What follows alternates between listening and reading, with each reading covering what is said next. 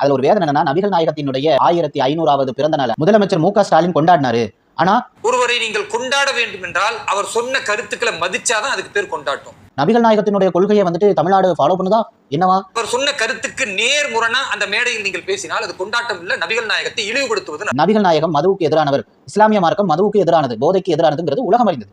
நபிகள் நாயகம் தாங்கள் வாழும் வரை என்ன சொன்னாங்க? ஒரு இஸ்லாமியன் மது குடிக்க கூடாது.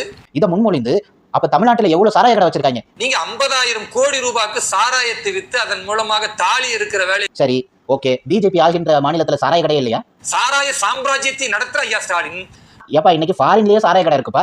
நபிகள் நாயகம் தன் வாழும் வரை மதுவுக்கு எதிராக வாழ்ந்த ஒரு மனிதரை புகழ்கிறோம் என்று சொன்னால் இது எப்படி ஏற்புடையதா இருக்கும்? நீ ஊர்ல கட்ட பஞ்சாயத்து பண்ணிக்கிட்டு போலீஸை வச்சுக்கிட்டு டீ குடிச்சிட்டு வந்துட்டு இருந்தா எப்படி உனக்கு உலக செய்திகள் எல்லாம் தெரியும்? ஏனென்றால் எல்லா தீமைகளுக்கும் தாயாக இருக்கக்கூடிய தீமை என்பது மதுதான். சாராயம் குடிக்கிறது தப்புதான், கல்லுண்ணாமையில எங்கள் வள்ளுவனே சொல்லியிருக்கான், தப்புதான், நான் ஒத்துக்கிறேன். அதே சமயத்துல அது அவனுடைய தனிப்பட்ட கருத்து, அதை நான் போயிட்டு மூக்க நுழைக்க முடியாது. ஆனா தமிழ்நாட்டுல மட்டும்தான் சாராயம் விக்குதுங்கிற மாதிரி ஒரு பெயிண்ட் அடிச்சு விடுற பத்தியா, அதைத்தான் எங்களால ஏத்துக்க முடியாது. நீ சார்ந்த பிஜேபி ஆண்டு கொண்டிருக்கிற அத்தனை மாநிலத்திலுமே சாராயம் இருக்கு. எந்த மாநிலத்துல சாராயம் இல்ல?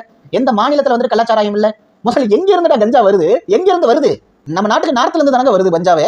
அங்க ஆண்டு இருக்கிறது யாரு? வெக்கமே இல்லாம இப்படி பேசுறதுக்கு உங்களுக்கு என்ன தைரியம்? ஃபர்ஸ்ட் எவ்வளவு தைரியம்? மக்கள் என்ன சொன்னாலும் நம்புவாங்க, முட்டாள் நினைச்சிட்டு இருக்கீங்களா?